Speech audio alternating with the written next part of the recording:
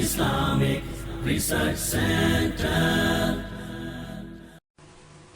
نحمده ونصلي على رسوله الكريم أما بعد فأعوذ بالله من الشيطان الرجيم بسم الله الرحمن الرحيم رب اشرح لي صدري ويسر لي أمري واحلل عقدة من لساني يفقهوا قولي. آج ہم ایک ایسی ہستی کے بارے میں پڑھنے جا رہے ہیں جو دنیا کی ان خوش نصیب خواتین میں سے ہیں جو ان سعادت مند گھرانوں سے تعلق رکھتی ہیں جنہیں آسمان والے رب العزت نے منتخب کیا. وہ منظر کیسا تھا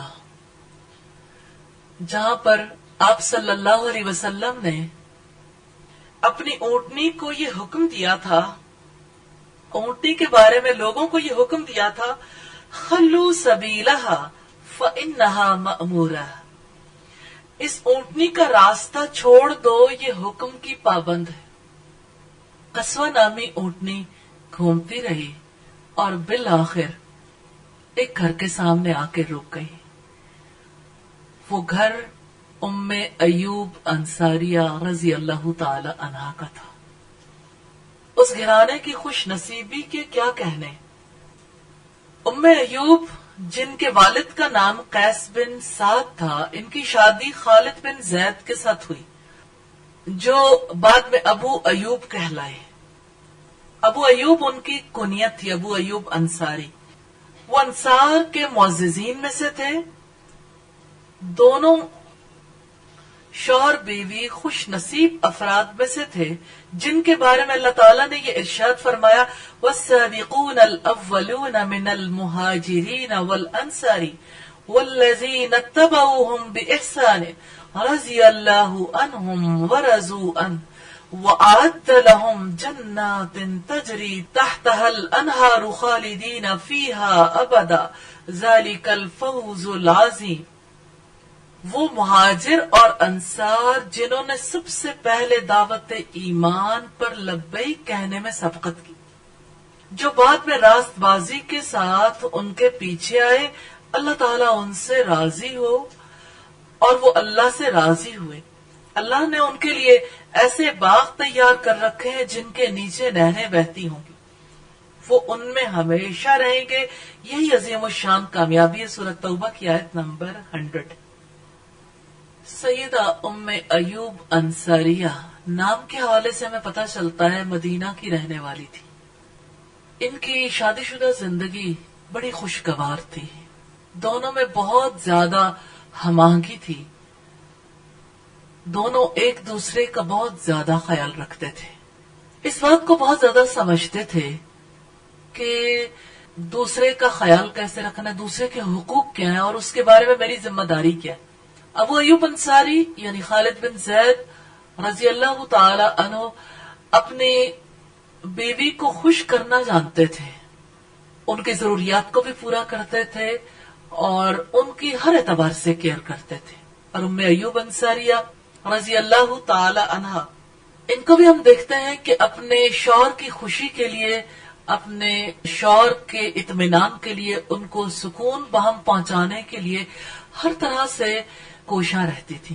ام ایوب انصاریہ کے طرز عمل میں خاص بات آپ دیکھیں گے جذباتی کیئر، یعنی ہر اعتبار سے ان کی کیئر ہے، لیکن اس سطح پر پہنچنا بہت مشکل ہوتا ہے شوہر بیوی کے لیے جہاں وہ ایک دوسرے کو ریگارڈ کریں، ایک دوسرے کی کیئر کریں ایز اے ہیومن بینگ، اور ایک دوسرے کی بات کو سمجھنے کی کوشش کریں اور ان کو as a human being value دینے کی کوشش کریں. ایز اے ایک انسان کی حیثیت سے اس کی کیا حقوق ہیں ان کو بھی پہچانیں.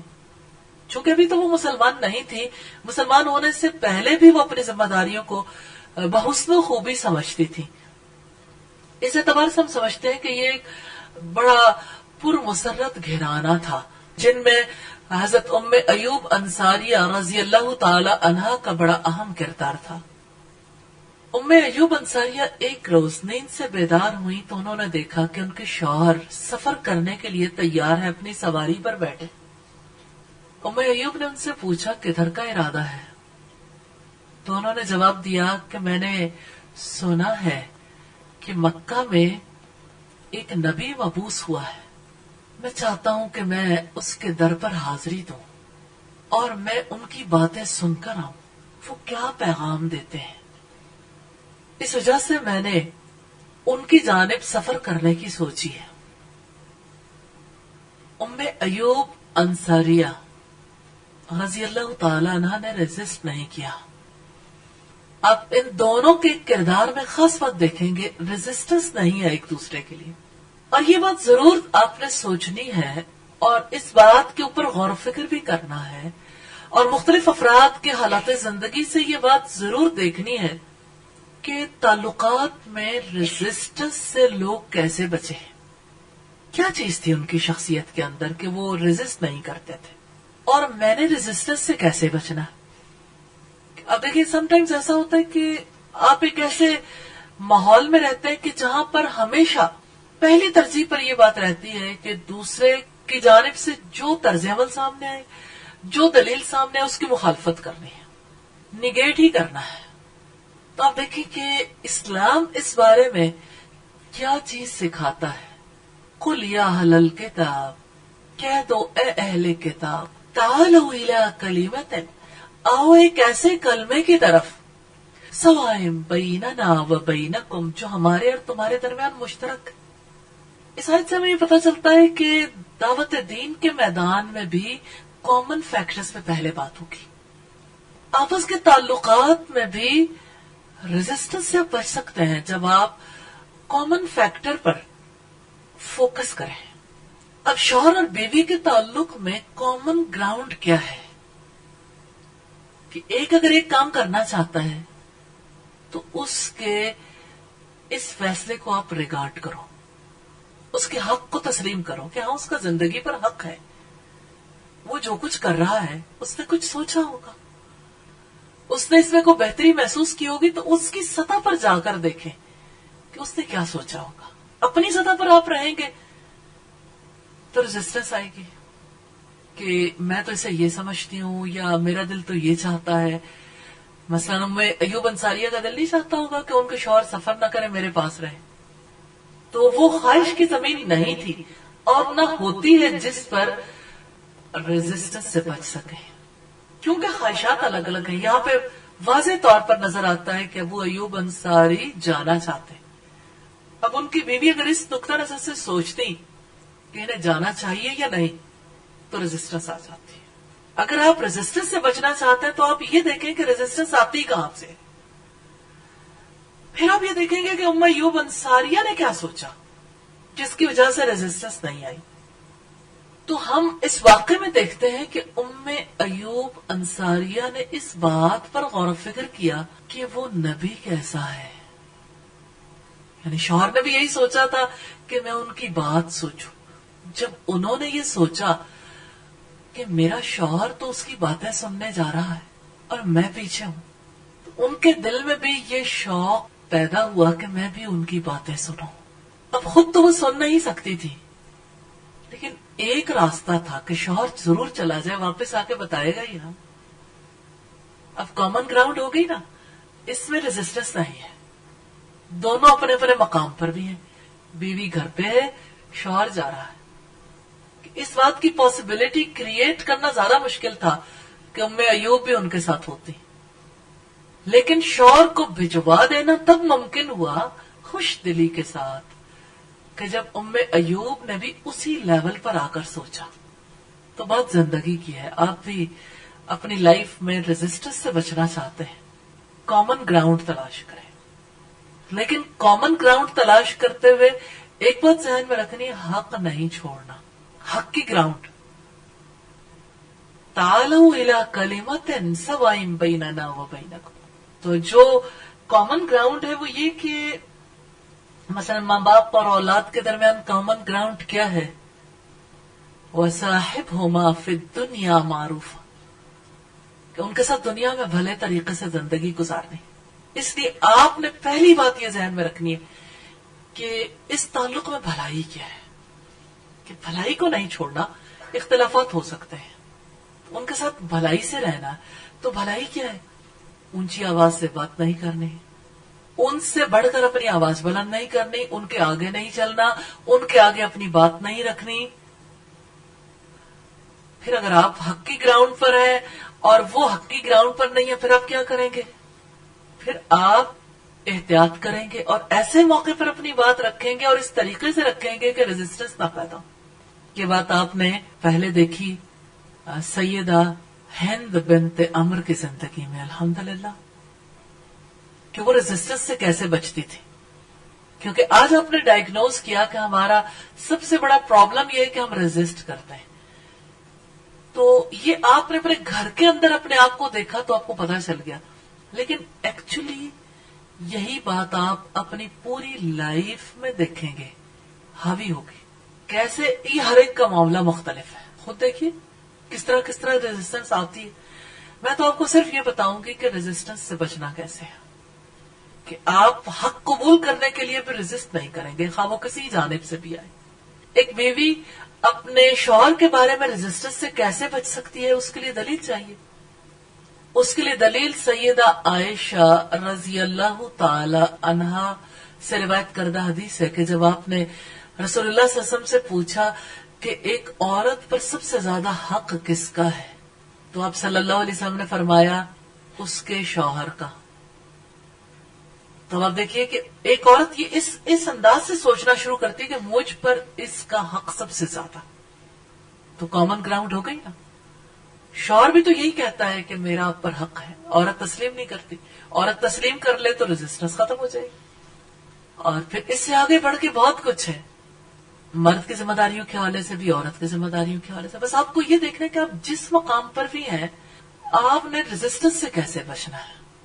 تو ان سعادت مند لوگوں کی زندگیوں میں ہمارے لیے بہت زیادہ مثالیں ہیں الحمدللہ. تو ام ایوب نے ابو ایوب کو دیکھا کہ تلوار اپنے گلے میں لٹکائی ہوئی ہے اور شہبہ نامی گھوڑی پر سوار ہے. اور جب انہوں نے پوچھا کہاں جا رہے ہیں تو بتایا کہ مکہ معظمہ، تاکہ اس نبی کا دیدار کر سکوں جس کا وہاں ظہور ہوا ہے. وہ لوگوں کے پاس ایک نیا دین لائے ہیں، وہ لوگوں کو بتوں کی عبادت چھوڑ دینے اور ایک اللہ پر ایمان لانے کی دعوت دیتے ہیں. ام ایوب نے اپنے شوہر کو الوداع کیا، پھر خود کلامی کا انداز اپناتے ہوئے اپنے آپ سے باتیں کرنے لگی.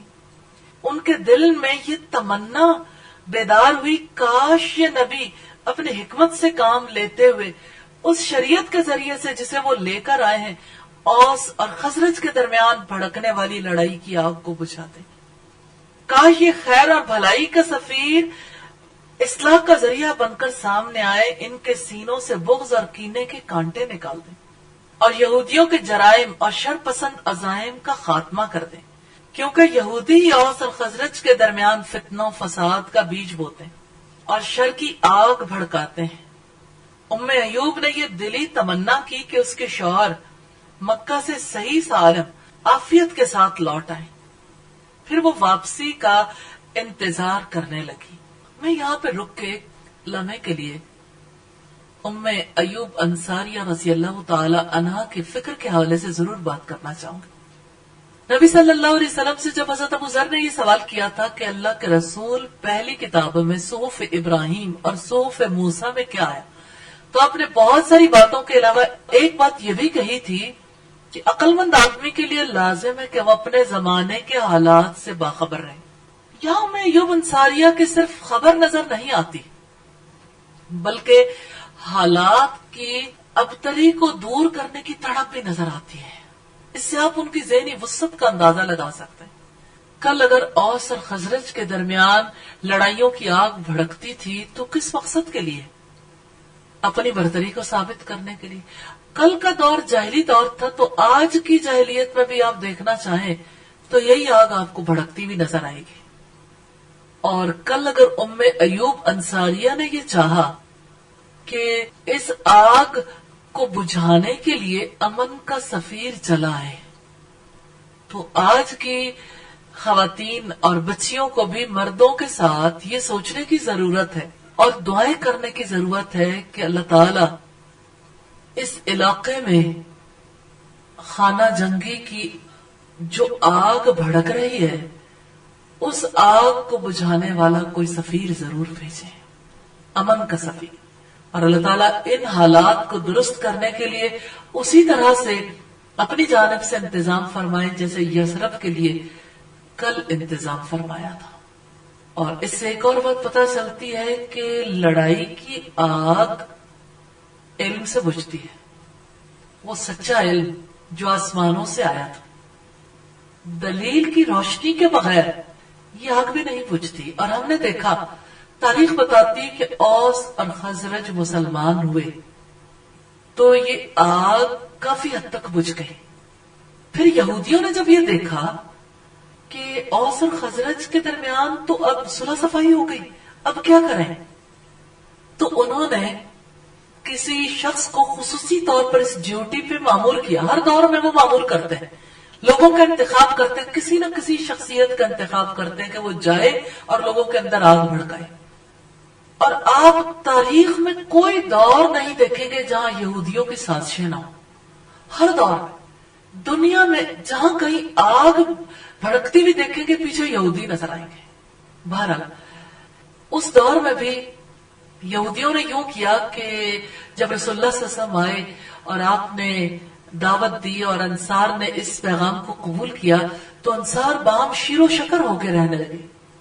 تو یہودیوں نے ایک شخص کو سفیر بنا کر بھیجا کہ وہ جنگ کی آگ بھڑکائے.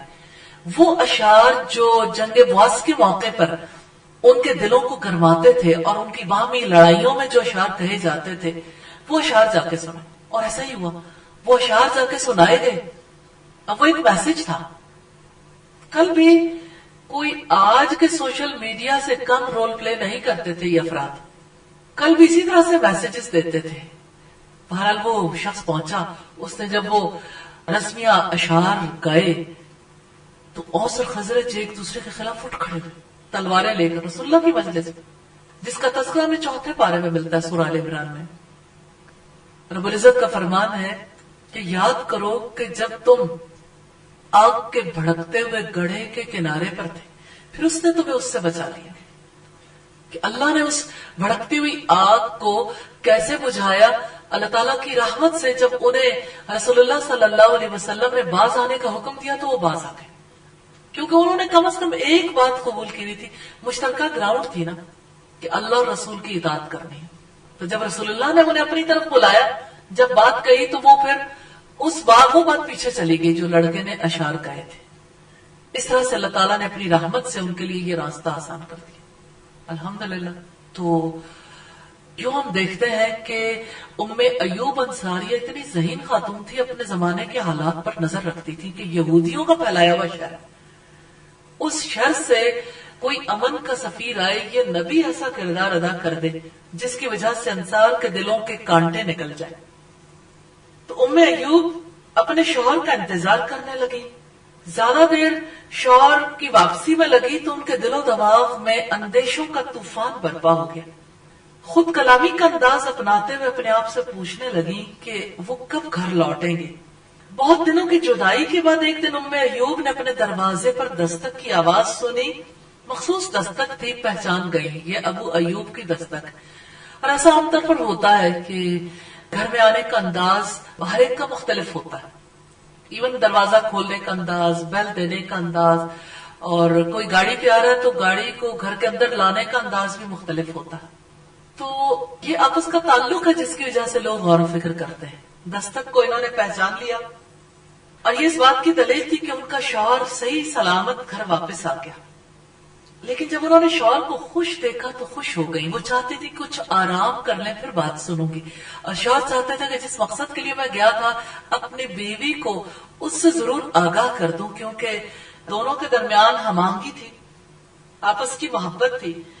لہذا ابو ایوب نے اپنی بیوی کو بتایا کہ کس طرح اس کی اور اس کے ساتھیوں کی رسول اللہ سے ملاقات ہوئی، کیسے وہ آپ کے شیریں کلام سے لطف اندوز ہوئے، کیسے آپ کی گفتگو نے ان کے دلوں کو اپنا اسیر بنا لیا. کس طرح ان کے دلوں میں اعتماد کی فضا پیدا ہوئی، کیسے وہ ایمان لائے، کیسے ان کی تصدیق کی، کیسے انہوں نے اللہ اور اللہ کے رسول کی اطاعت اور ان سے نصرت کے معاہدے پر آپ صلی اللہ علیہ وسلم کی بیعت کی۔ ابو ایوب نے بھی اپنی بات مکمل بھی نہیں کی تھی کہ بیوی کا چہرہ ام ایوب انصاریہ کا چہرہ خوشی سے تمتمانے لگا۔ ابو ایوب کی باتوں نے دل پر گہرا اثر کیا، بے ساختہ انداز میں کہا میں نے اپنا چہرہ اللہ کے سپرد کر دیا، اور پھر والہانہ انداز میں کہنے لگی اشہد ان لا الہ الا اللہ واشہد ان محمد رسول اللہ، میں گواہی دیتی ہوں کہ اللہ کے سوا کوئی حقیقی معبود نہیں، میں گواہی دیتی ہوں کہ محمد صلی اللہ علیہ وسلم اللہ کے رسول۔ سوال آپ سے کرنا چاہتی ہوں، ام ایوب انصاریہ نے اپنے شوہر سے چند باتیں سننے کے بعد فیصلہ کیسے کر لیا کہ وہ اتنی بڑی گواہی دے دیں، اپنی زندگی کا دھارا پلٹ دیں؟ کیا وہ ایک خاص طرز زندگی کی عادی نہیں تھی؟ کیا ان کے مخصوص نظریات اور عقائد نہیں تھے؟ کیا وہ خاص قسم کے رسوم و رواج کی حامل نہیں تھی؟ کیا انہیں اپنی سوسائٹی کا کوئی ڈر، سوسائٹی کی طرف سے مخالفت کا کوئی اندیشہ نہیں تھا؟ اتنا بڑا فیصلہ کیسے ہو جاتا ہے؟ میڈم اتنا بڑا فیصلہ تو خود سپردگی کی وجہ سے ہو سکتا ہے، اپنے آپ کو اللہ کے سپرد کر دیا جائے۔ خود سپردگی کا مطلب ہوتا ہے اللہ اپنے آپ کے سپرد کرنا، غلطی ہے، یعنی انہوں نے کہا کہ میں نے سپرد کرنا اللہ کے حوالے۔ میں نے اپنا چہرہ اللہ کے سپرد کر دیا۔ اپنا چہرہ اللہ کے سپرد کرنے سے کیا مراد ہے؟ اپنے آپ کو اللہ تعالیٰ کے حوالے کر دینا، تمام پریکٹیکلی کیسے ہوتا ہے؟ آپ ہمیشہ امپلیمنٹیشن پلان کی بات کرتی ہیں کہ اللہ تعالیٰ کے ہر احکام کی دل سے اس کو آپ اس کیفیت کو دیکھیں کہ ایک فرد جو ہے وہ جاہلی تہذیب کا علمبردار ہے، اور آپ اس کی ذہنی کیفیت بھی دیکھتی ہیں کہ وہ اپنے ماحول کی وجہ سے بھی پریشان ہے، اور ابو ایوب کو بھیجتے ہوئے بھی ان کا دل، رضی اللہ تعالیٰ عنہ کو بھیجتے ہوئے بھی ان کا دل خوش تھا، مطمئن تھا، لیکن یکسر زندگی کا دھارا ہی بدل جائے، اس کے لیے وہ اچانک کیسے آمادہ؟ تو یہ بھی تو ان کے خاوند کے ساتھ ہم آہنگی بھی تو تھی ان کے ساتھ اتنی زیادہ کہ ان کی بات شوہر کو کے بھی ساتھ ہمانگی تھی، ان کی بات کو ویلیو کرتی تھی، لیکن بیسیکلی ان کی زندگی میں کیا ایسی خاص بات تھی؟ وہ امن کے سفیر کی منتظر تھی، ٹھیک ہے، انتظار بھی بڑا میٹر کرتا ہے، لیکن ان کی شخصیت کا میں وہ پہلو سامنے لانا چاہتی ہوں جس کی وجہ سے آپ کو بھی نفع نصیب ہوگا انشاءاللہ، کیونکہ آپ بھی لائف کو سیکھیں گے نا، ہاں، کیونکہ آپ بھی لائف کو سیکھیں گے نا، ہاں، کیونکہ آپ بھی لائف کو سیکھیں گے نا، ہاں۔ دل میں بات تھی، انہوں نے ان کے خاوند کے ساتھ ہم آہنگی جو تھی اس بات کو بھی انہوں نے ایکسپٹ کیا فوری طور پہ، اور اس کے علاوہ پھر ماحول سے جو ان کی فراست تھی کہ ان سے بھی باخبر رہتی تھی، باہر کے ماحول سے بھی۔ ٹھیک ہے، یہ جو ام ایوب انصاریہ کی زندگی کو آپ پڑھ رہے ہیں نا، شخصیت کو جب آپ پڑھتے ہیں اس میں کوئی شک نہیں کہ شخصیت پر باہر کی چیزیں اثر انداز ہوتی ہیں۔ میں جس چیز کے بارے میں پوچھنا چاہتی ہوں وہ اندر کا پہلو ہے، اندر سے کیا بات؟ جی، یہ جو ہے کہ ہر انسان جو ہے اس کے اندر فطرت میں ہی ہے اس کے ماننا، تو ان کے اندر ہی تھا۔ انہوں نے پہلی بار ہی سن کے جو ہے وہ خواہش کا اظہار کیا تھا کہ اللہ تعالیٰ کی طرف سے یہ ہے۔ کوئی اور؟ ڈسٹینس نہیں تھا ان میں۔ یعنی ہم یہی بات پڑھ رہے تھے کہ بیسیکلی ان کی سوچ کا انداز درست تھا، فکر کی درستگی کو دیکھیے کہ وہ فوکس کس چیز پہ کرتی تھی۔ شخصیات میں سب سے بڑی خرابی سوچ کے انداز میں ہوتی ہے۔ اگر سوچنے کا انداز سیدھا ہو جائے تو اس کی وجہ سے زندگی بدل جاتی ہے۔ تو اگر ہم ام ایوب انصاریہ کی زندگی میں دیکھیں تو ان کی شخصیت کا بڑا اہم پہلو ہے جو ہم نے ابتدا میں ڈسکس کیا کہ وہ جس چیز پر فوکسڈ ہوتی تھی وہ بڑی خاص تھی۔ جیسے انہوں نے اپنے شوہر کے سفر پر روانگی کے وقت اس چیز پر فوکس کیا، وہ نبی، وہ کیسا ہے، وہ ایک ایسا دین لے کر آیا، نیا دین ہے، وہ بت پرستی سے نکالنا چاہتا ہے، وہ کیا ہے، وہ میسج کی طرف اپنے ذہن کو لگائے ہوئے تھی۔ تو جب وہ میسج سنا رہے تھے تو میسج سنتے ہی ان کا ذہن اسی ٹرانس میں آیا اور انہوں نے اسلام قبول کر لیا۔ عمومی طور پر قبولیت کیوں نہیں آتی لوگ ایک گراؤنڈ پر رہ کر نہیں سوچتے، فوکس غلط ہو جاتا ہے. آپ دیکھیں کہ چیز کو دیکھنے کا ایک رخ یہ ہے کہ ہم سامنے دیکھیں، ایک رخ یہ ہے کہ ہم اس کو اس اینگل سے دیکھیں، ایک رخ یہ ہے کہ ہم اس کو مثلا میں یہاں بیٹھی ہوں اور مجھے اتنا حصہ کسی حد تک میرے جو ہے وہ بھی آ رہا ہے لیکن اتنا کلیئر نہیں ہے. اب اگر میں یہ سمجھوں کہ سامنے والوں کے نسبت اس طرف میرا وہ چیز میرے ذہن میں حاوی ہو جائے تو فکر سیدھی نہیں رہے گی.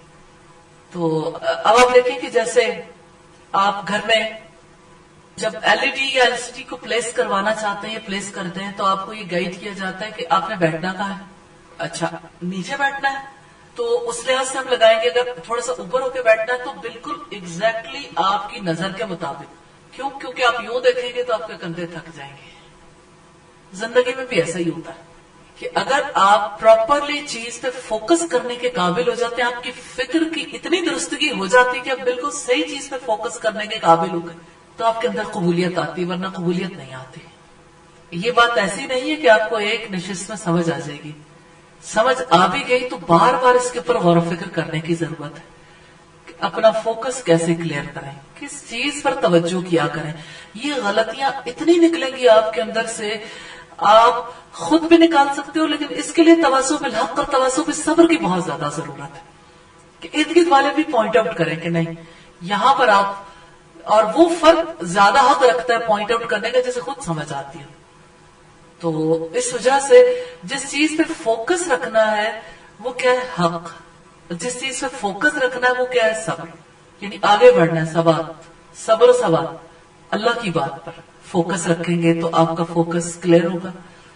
اگر آپ اپنی بات جو آپ کے دل میں بسی ہوئی ہے، سادہ سی بات آپ کے دل میں بسی ہوئی بات ہے نا، تو آپ اسی چیز کو لے کر چلیں گے تو آپ کو دوسرے کی بات سمجھ نہیں آئے گی. آپ نے اپنے دل میں بسی ہوئی بات کو نہیں، رب کی بات کو پریفرنس دینی ہے. اللہ تعالیٰ توفیق عطا فرمائے. تو میں ایوب انصاریہ کی زندگی سے ہمیں یہی پتہ چلتا ہے کہ انہوں نے غور اپنی بات پر نہیں کیا تھا، رب کی بات پر، رسول کی بات پر کیا. تو زندگی میں ہر مقام پر ہی یہی کام کرنے والا ہے. یہ بات بالکل صحیح ہے کہ ان میں ریزسٹنس نہیں تھا، لیکن افائس ہے کہ وہ اس سے پہلے سوچ رکھنے والی، یعنی گراؤنڈ واز دیئر، وہ کلٹیویٹڈ سول تھی. اس میں کوئی شک نہیں. ان کے سوچنے کا انداز ہی سیدھا تھا، سیدھا انداز تھا جی. اور اسی لیے وہ قبول کرنے کی کیفیت میں تھی. صحیح، الحمدللہ. ارد گرد کے ماحول سے متنفر تھیں، وہ زمین بن چکی تھی، اس لیے نہ ان کا جانا برا لگا، نہ پھر آئی ہوئی بات کو ویلکم کہنا برا لگا. سب چیز اندر اتر گئی. الحمدللہ الحمدللہ، تو بالکل اس صحیح، سے رائٹ پہلے بات. سوچ بچار کا ایک ایلیمنٹ میرا خیال ہے بہت زیادہ ضروری ہے.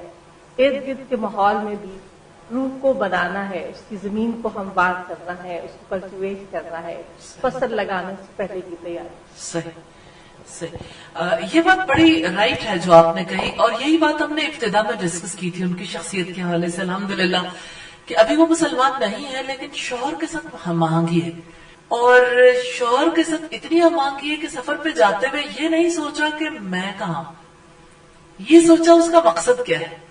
جب ان کی سوچ پرواز کر کے ان کے مقصد کے ساتھ ہم آہنگ ہو گئی تو پھر کوئی چیز بھی ان کے لیے مشکل نہیں رہ گئی. الحمدللہ.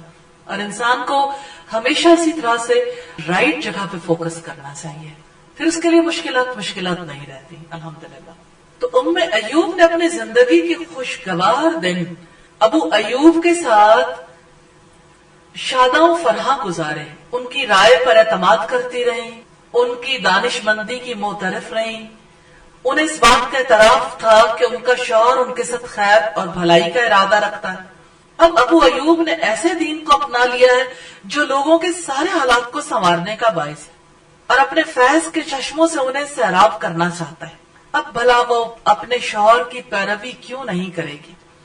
کلمہ شہادت پڑھ کر دائرہ اسلام میں داخل ہونے کے بعد ام ایوب نے یہ محسوس کیا کہ اسے سعادت نے ڈھانپ لیا اور ایسا امن اور سکون میسر آیا جو اس سے پہلے کبھی نصیب نہیں ہوا تھا.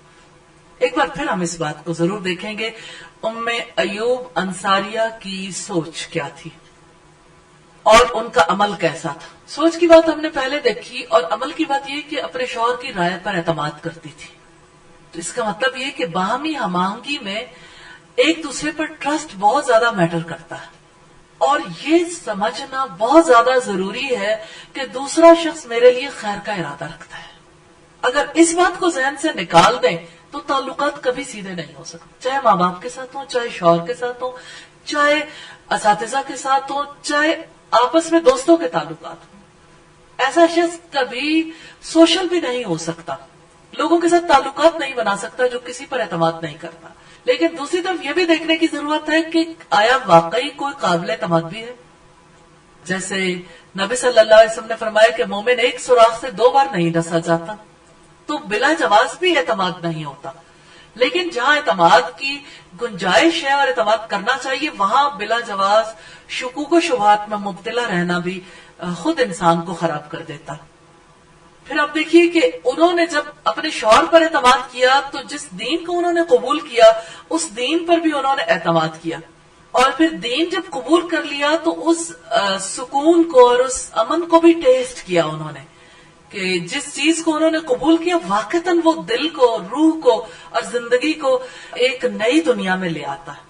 جب سیدنا مصعب بن عمیر اسد بن زرارہ کے گھر مہمان بن کر ٹھہرے اور لوگوں کو قرآن پڑھ کر سنایا اور انہیں دین الہی کے احکامات سمجھائے، تو ابو ایوب بھی ان لوگوں میں سے ایک تھے جو سیدنا مصعب بن عمیر کے گھر پر ان کی مجالس میں حاضری دیتے تھے، تاکہ ان مجالس میں جو قرآنی آیات پڑھی جاتی ہیں انہیں یاد کر لیں، نبی صلی اللہ علیہ وسلم کی احادیث کو سنیں اور دینی احکامات سے روشناس ہوں.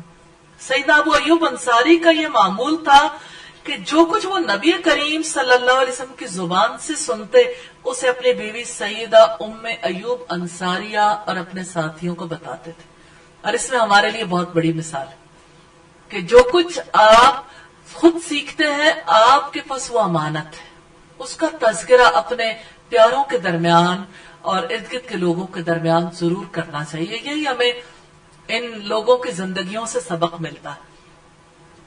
پھر ایسا ہوا کہ نبی صلی اللہ علیہ وسلم مکہ سے مدینہ ہجرت کر کے مدینہ کو رونق بخشنے کے لیے اور ایک نیا شہر آباد کرنے کے لیے اللہ کے حکم سے تشریف لے آئے. جب مدینہ والوں کو یہ خبر ملی تو مدینہ والے بےتاب ہو گئے، وہ اپنے گھروں کے اندر ٹھہرے نہیں رہے. رسول اللہ صلی اللہ علیہ وسلم کا استقبال کرنے کے لیے اپنے گھروں سے نکلے اور مدینہ میں عید کا سا سما تھا. حضرت انس کہتے ہیں کہ مدینہ والوں کی وہ خوشی جو نبی صلی اللہ علیہ وسلم کی آمد کے موقع پر تھی، وہ خوشی عید سے بھی بڑھ کر تھی. یعنی ایسا منظر مدینہ میں اس سے پہلے نہیں دیکھا گیا تھا. ابو ایوب انصاری اور ام ایوب انصاریہ بھی رسول اللہ صلی اللہ علیہ وسلم کا استقبال کرنے والوں میں سے تھے، کیونکہ ایمان لانے کے بعد وہ نبی صلی اللہ علیہ وسلم سے بے پناہ محبت رکھتے تھے. پھر ایسا ہوا کہ جب نبی صلی اللہ علیہ وسلم مدینہ میں آ گئے تو ہر کسی کا دل تھا کہ قصوہ نامی اونٹنی کی نکیل پکڑے اور اپنے گھر کے سامنے لے آئے. بےتابی اپنی جگہ پر اور اللہ کا فیصلہ اپنی جگہ پر. رسول اللہ صلی اللہ علیہ وسلم نے فرمایا خلو سبیلہا فانہا مأمورہ، اس کا راستہ چھوڑ دو، یہ تو اپنے کام پر مامور ہے، یعنی اللہ کے حکم کے مطابق چلے گی اور اپنی جگہ پر جا کر بیٹھ جائے گی. پھر یوں ہوا کہ قصوہ آہستہ رفتار سے چل رہی تھی اور سب لوگ سوچ رہے تھے کہ کس جگہ پہ جا کے قصوہ بیٹھتی ہے. تو وہ سیدنا ابو ایوب خالد بن زید انصاری اور سیدہ ام ایوب کے گھر کے سامنے جا کر ٹھہر گئی. سیدہ ام ایوب اونٹنی کے قدموں کی طرف دیکھ رہی تھی، اس بات کا انتظار کر رہی تھی کہ دیکھتے ہیں اونٹنی کا سوار کہاں ٹھہرتا. جب انہوں نے دیکھا کہ اونٹنی ان کے گھر کے سامنے ٹھہر گئی ہے، آنکھوں سے آنسو رواں ہو گئے. یہ خوشی کے آنسو تھے، بے انتہا خوشی کی وجہ سے ان کی آنکھیں چھلک پڑی. انہیں خوشی اس بات کی تھی کہ آج دنیا کی عظیم ترین ہستی ہمارے گھر پر مہمان کے طور پر ٹھہرے گی. جلدی سے گھر کے اندر گئیں تاکہ آرام کی جگہ کا انتظام کر سکے، ان کے لیے عمدہ کھانے کا انتظام کرے. حقیقت یہ کہ سیدہ ام ایوب انصاریہ نے سعادت کا آخری مقام بھی پا لیا تھا نبی صلی اللہ علیہ وسلم کے مہمان بننے کی صورت. میں آپ سے یہ سوال کرنا چاہتی ہوں کہ سیدہ ام ایوب انصاریہ مسلمان ہو گئی تھی، رسول اللہ کی آمد پر सारे लोग तो बाहर इस्तेकबाल कर रहे थे, वो अंदर क्यों गई? खाने का इंतजाम करने और आपके रहने सहने के लिए, आपके आराम के लिए इंतजाम करने। क्या घरेलू इंतजाम करना औरत के फराइज में से है, या यह है कि ये इंतजाम अबू अयूब ने करने थे? तो जिम्मेदारियां तकसीम शुदा हैं, बाहर की जिम्मेदारियां मर्दों की और घरेलू जिम्मेदारियां खवातीन की। और आज तो उम्मे अयूब की खुशी का कोई ठिकाना नहीं था, क्योंकि नबी सल्लल्लाहु अलैहि वसल्लम उनके घर पर तशरीफ ला रहे थे। दोनों ने मिलकर फैसला किया कि रसूलुल्लाह सल्लल्लाहु अलैहि वसल्लम को ऊपर की मंजिल में रखेंगे, लेकिन अब सल्लल्लाहु अलैहि वसल्लम ने ये फैसला किया कि मैं आने जाने वालों को तकलीफ होगी, इसलिए मैं निचली मंजिल में कयाम करूंगा। फिर आप सल्लल्लाहु अलैहि वसल्लम के हुक्म पर दोनों ने लब्बैक कहा। उस रात में दोनों शौहर बीवी ऊपर चले गए, लेकिन सारी रात सो नहीं सके। उन्हें इस बात का धड़का था कि कहीं रसूलुल्लाह की बेअदबी ना हो जाए, कहीं रसूलुल्लाह के आराम में कोई खलल ना आए। जब सुबह हुई दोनों नीचे उतरे, सलाम किया और अर्ज किया कि अल्लाह के रसूल, हम सारी रात जागते रहे, हमें अंदेशा था कि कहीं हम आपके और वही के दरमियान हायल ना हो जाए। फिर मुद्दबाना अर्ज किया कि आप हमारे घर में बालाई मंजिल में तशरीफ रखें। तो आप बालाई मंजिल में कयाम पजीर हो गए और दोनों मियां बीवी निचली मंजिल में आ गए। फिर दोनों अपने मेहमान के आराम और सुकून के लिए पूरी तरह से मसरूफ हो गए। मस्जिद नबवी की तामीर होने तक और उसके साथ मुल्हिक अज़वाज मुतहरात के लिए हुजरों की तामीर होने तक सईदना अयूब के घर में रसूलुल्लाह सल्लल्लाहु अलैहि वसल्लम ने कयाम किया। सईदना अबू अयूब अंसारी और उनकी बीवी सईदा उम्मे अयूब अंसारिया के लिए ये बड़ा बरकत वाला सिलसिला था।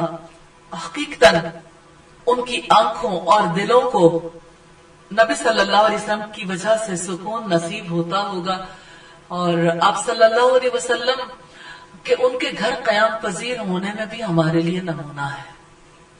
ऐसा क्यों हुआ कि मदीना में लोग चाहते थे कि रसूलुल्लाह हमारे घर पर कयाम पजीर हो? क्या ये मौका सिर्फ अहले मदीना के लिए था? हाँ, उस वक्त तो अहले मदीना के लिए ही था, लेकिन बाद में आने वाले महरूम नहीं हैं, क्योंकि अल्लाह ताला के दीन को फैलाने के लिए लोग अपने घरों से निकलते हैं और मुख्तलिफ मकामात पर जाकर ठहरते हैं। तो याद रखिए कि जब कोई अपने घर बार को छोड़ता है, मुहाजिर बन जाता है, तो बाकी लोगों को अल्लाह ताला महरूम नहीं करता, उन्हें अंसार की सतह पर जीने का मौका देता है। और अंसारियों में से देख लीजिए रुतबा बुलंद किसको मिला, जिसके घर पर रसूलुल्लाह सल्लल्लाहु अलैहि वसल्लम मेहमान बनकर ठहरे। इसलिए जरूर सोचें अपने घरों के बारे में, क्या हमारे घर में कोई इस मकसद के लिए कभी आके ठहरा है कि अल्लाह ताला के दीन की दावत के लिए आए और हमारे घर पर कयाम पजीर हो और हमें मेजबान बनने का शर्फ नसीब हो। हम वाकयात इसीलिए पढ़ते हैं कि उन वाकयात से अपने लिए सोचें कि हम किस तरह से रसूलुल्लाह सल्लल्लाहु अलैहि वसल्लम और आपके साहब के उसवे पर अमल कर सकते। तो जरूर सोचते रहिएगा, और जब अल्लाह ताला से आप दुआ करेंगे और अल्लाह ताला आपको मौका इनायत फरमाएंगे, तो फिर पीछे न रहिएगा, फिर उस सआदत पर अल्लाह ताला का शुक्र जरूर अदा कीजिएगा इंशाअल्लाह ताला। जब रसूलुल्लाह सल्लल्लाहु अलैहि वसल्लम ने सईदना अबू अयूब अंसारी के घर से अपने हुजरे में मुंतकिल होने का इरादा किया, तो दोनों बहुत रंजीदा हुए। लेकिन जब पता चला कि रिहाइश करीब ही होगी और उम्महातुल मोमिनीन के हुजरे उनके घर के बिल्कुल सामने है, इस तरह रसूलुल्लाह हमेशा हमारे पड़ोस में रिहाइश पजीर रहेंगे, तो इनकी खुशी की कोई इंतहा न रही। सईदना अबू अयूब अंसारी और उनकी बीवी सईदा उम्मे अयूब अंसारिया की आदात में से एक अहम आदत सखावत का पहलू था। सईदना अबू हुरैरा रजी अल्लाह तआला अन्हु का बयान है कि एक दिन रसूलुल्लाह सल्लल्लाहु अलैहि वसल्लम बाहर निकले, भूख से बेताब होकर आपके पेट पे पत्थर बंधा हुआ था। जब आप बाहर निकले तो आपने देखा सईदना अबू बकर और सईदना उमर रजी अल्लाह तआला अन्हुमा अभी आपसे पहले बाहर मौजूद हैं। उन दोनों के पेट पे भी पत्थर बंधे हुए थे। आपने वजह दरियाफ्त की तो पता चला कि भूख ने बेताब कर रखा है, कुछ खाने के लिए तलाश करने को निकले। تو آپ صلی اللہ علیہ وسلم نے ان کو ہمراہ لیا اور آپ اس موقع پر چل دیے. آپ نے ایک انصاری کے گھر پہ قیام کیا, یعنی اس کے گھر پہ پہنچے مہمان کی حیثیت میں. تو گھر والوں سے پوچھا کہ خاتون جو گھر پہ تھی ان سے پوچھا کہ گھر والے کہاں ہیں, تو انہوں نے بتایا کہ وہ باہر کسی کام سے گئے ہیں. انصاری صحابی کو جب پتا چلا تو وہ واپسی پہ کھجور کے خوشے توڑ کر لائے اور اس طرح سے نبی صلی اللہ علیہ وسلم کے سامنے رکھے اور ٹھنڈا پانی بھی پیش کیا. پھر انہوں نے ہاتھ پہ چھری پکڑ لی تو آپ صلی اللہ علیہ وسلم نے فرمایا کسی دودھ پیتی بکری کو نہ ذبح کر دینا. تو انہوں نے ایک نسبتاً کم عمر بکری کا انتخاب کیا اور اسے ذبح کیا. پھر جب کھانا بن گیا, یعنی اس موقع پر ام ایوب انصاریہ نے اور یعنی اور لوگوں نے بھی ساتھ ہیلپ کی ہوگی, بہرحال کھانا بنایا. پھر آپ صلی اللہ علیہ وسلم کے سامنے جب کھانا آیا تو اس موقع پر آپ صلی اللہ علیہ وسلم نے سب سے پہلے کھانا نکالا اور ایک صحابی سے کہا کہ جاؤ فاطمہ کو کھانا دیا, بہت دن ہو گئے اس نے اچھا کھانا نہیں کھایا. تو یوں ہمیں پتہ چلتا ہے کہ آپ صلی اللہ علیہ وسلم کے صحابی کس طرح سے آپ کی خدمت کے لیے مصروف عمل رہتے تھے اور کیسے سخاوت کرتے تھے. ہمیں ان صحابی کے بارے میں روایات سے ہی پتہ چلتا ہے کہ وہ ام ایوب انصاریہ اور ابو ایوب انصاری تھے جنہوں نے آپ صلی اللہ علیہ وسلم کے میزبان کا کردار یہ فرائض انجام دیے.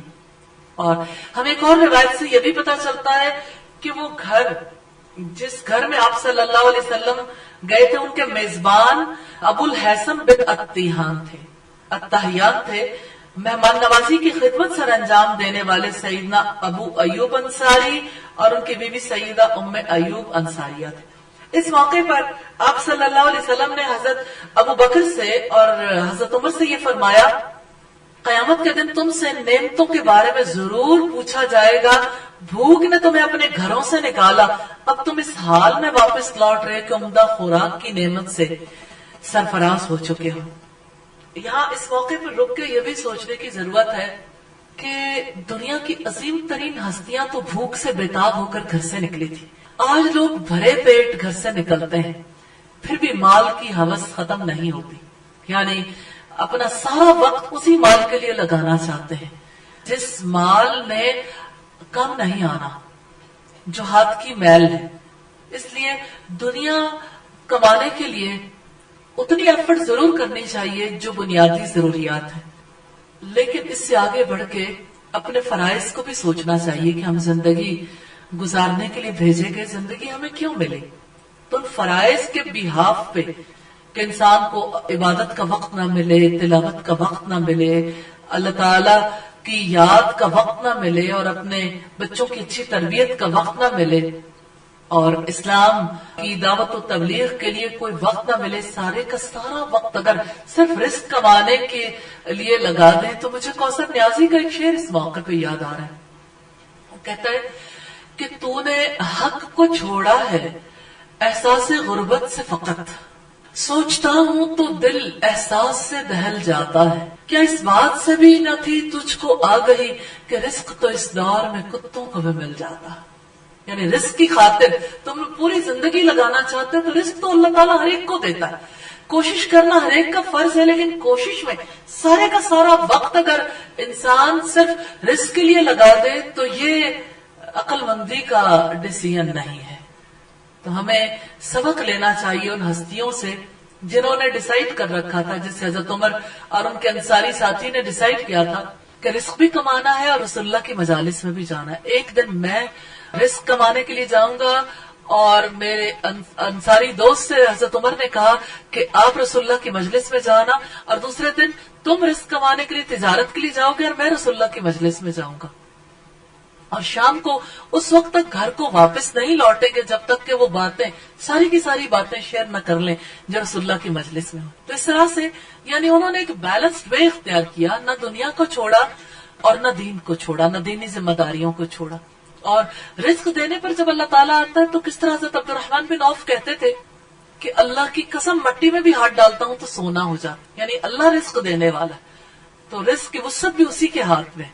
تو اگر کوئی یہ سمجھ لے کہ میرے زیادہ وقت لگانے سے, محنت کرنے سے مجھے زیادہ رزق نصیب ہو جائے گا, تو برکت تو اللہ نے دینی ہے، وہ تھوڑے میں بھی زیادہ برکت دے سکتا ہے، اور رزق کی وسعت اسی کی جانب سے. تو انسان کی سمجھتا ہے رزق میں میرا اختیار ہے، میری محنت کی وجہ سے مجھے زیادہ رزق ملے گا. تو یوں ہم دیکھتے ہیں کہ لوگوں کا جو معاشی نقطہ نظر ہے وہ بدل گیا ہے آج کے دور میں. رزق کے بارے میں ان کے ذہن میں یہ ہے کہ ہمارے علم کی وجہ سے، ہماری محنت کی وجہ سے، ہماری تدبیر کی وجہ سے رزق ملتا ہے. رزق کے فیصلے تو اللہ تعالیٰ کے یہاں ہوتے ہیں. بندے نے محنت کرنی ہے لیکن اپنے وقت کو کچھ حصوں میں تقسیم کرنا ہے، نہیں ہے لیکن اپنے وقت کو کچھ حصوں میں تقسیم کرنا ہے، نہیں ہے لیکن اپنے وقت کو کچھ حصوں میں تقسیم کرنا ہے، نہیں ہے لیکن جیسے نبی صلی اللہ علیہ وسلم نے فرمایا عقل مند آدمی کے لیے لازم ہے کہ اپنے وقت کو 4 حصوں میں تقسیم کر لے. ایک حصہ اپنے رب کی یاد کے لیے، ایک حصہ اس کائنات میں غور و فکر کرنے کے لیے، ایک اپنے نفس کے محاسبے کے لیے، اور ایک دنیا کی بات. آپ نے حضرت بزرگ کے سوال کا جواب دیتے ہوئے کہی تھی جب انہوں نے کہا کہ ہمیں صوف ابراہیم اور صوف موسیٰ کی کچھ باتیں سنائیے، تو اس پر آپ نے یہ بات بھی سنائی تھی کہ ٹائم مینجمنٹ کیسے کرنے ہیں. تو وقت کو مینج کرنا بہت زیادہ ضروری ہے. سیدہ ام ایوب اور ان کے شوہر سیدنا ابو ایوب کو اہل مدینہ میں یہ امتیاز حاصل تھا کہ وہ رسول اللہ کے پڑوسی تھے.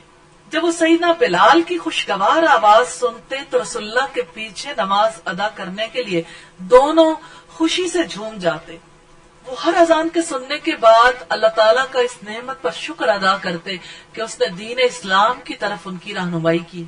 لیکن حمد و شکر کا صرف زبان سے اظہار کافی نہیں، ایمان کا دل میں جگہ پکڑنا، عمل سے تصدیق ہونا ضروری. ام ایوب انصاریہ بھی باقاعدگی کے ساتھ فرض نمازیں ادا کرتی، اللہ کا قرب حاصل کرنے کے لیے نوافل ادا کرتی، رات کو کم سوتی تھی، زیادہ حصہ عبادت میں مصروف رہتی. نوافل صرف نمازوں میں نفلی عبادت نہیں کرتی تھی بلکہ نفلی روزے بھی رکھتی تھی. سیدہ ام ایوب قرآن کریم کو اپنا بہترین ہمنشیں خیال کرتی تھی. قرآن مجید کی تلاوت بھی کرتی تھی، اسے زبانی یاد بھی کرتی تھی. کبھی قرآن مجید اپنے شوہر کی زبان سے بھی سنتی تو اس سے پتہ چلتا ہے کہ قرآن حکیم کا تعلق کیسا ہونا چاہیے. تلاوت بھی، اس کا حفظ بھی، پھر کبھی کسی سے سننا بھی، کبھی کسی کو سنانا بھی. وہ قرآن کریم کا جو حصہ رسول اللہ سے سنتے وہ گھر آ کر اپنی بیوی کو سناتے تھے. قرآن حکیم کی آیات پر غور و فکر کرنے سے سیدہ ام ایوب کے دل میں لوگوں کے ساتھ ہمدردی اور خیرخواہی کا جذبہ موجزن ہو چکا تھا. فقراء اور مساکین کے ساتھ حسن سلوک کا شوق ان کے دل میں فروزہ ہو چکا تھا. تمام مسلمانوں کی تکالیف کو دور کرنا ان کا مقصد حیات بن چکا تھا. دونوں شوہر بیوی کو عبادت میں شغف ہونے کے ساتھ ساتھ احادیث کو بیان کرنے کا بھی شرف حاصل ہوا. روایت احادیث کے حوالے سے ان دونوں نے انتہائی ذمہ داری کا ثبوت دیا. امام مسلم نے اپنی مشہور کتاب صحیح مسلم میں ابو ایوب انصاری سے حدیث بیان کیے، فرماتے ہیں جب بھی رسول اللہ کی خدمت میں کھانا پیش کیا جاتا آپ اسے تناول فرماتے، بچا ہوا کھانا میری طرف بھیج دیتے. ایک دن آپ نے مجھے اپنا سارا کھانا بھیج دیا. آپ نے اس میں سے کچھ بھی نہیں کھایا تھا کیونکہ اس میں لہسن تھا. میں نے آپ سے دریافت کیا کہ کیا لہسن حرام ہے؟ آپ نے فرمایا نہیں، وہ حرام نہیں ہے، البتہ میں لہسن کو اس کی بو کی وجہ سے ناپسند کرتا ہوں. میں نے کہا اللہ کے رسول جو آپ کو ناپسند ہے وہ مجھے بھی ناپسند ہے. مسلم کی روایت ہے 2053 نمبر پر. سیدہ ام ایوب انصاریہ رسول اللہ کے دستے مبارک پر بیعت کرنے والوں میں شامل تھی. ساری زندگی اسی جذبے پر دونوں قائم رہے اور دونوں کو ہی اللہ تعالیٰ نے توفیق دی کہ وہ رسول اللہ کی مجالس میں بھی حاضر ہوتے تھے، آپ سے حدیث بھی سنتے تھے.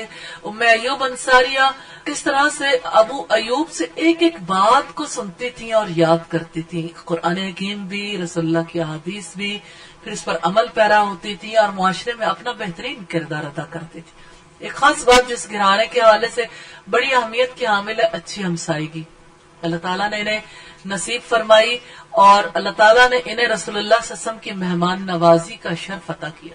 تاریخ میں ہمیشہ یہ گھرانہ یاد رہے گا رسول اللہ صلی اللہ علیہ وسلم کے میزبان کی حیثیت میں بھی اور اپنے ان اوصاف کی وجہ سے بھی.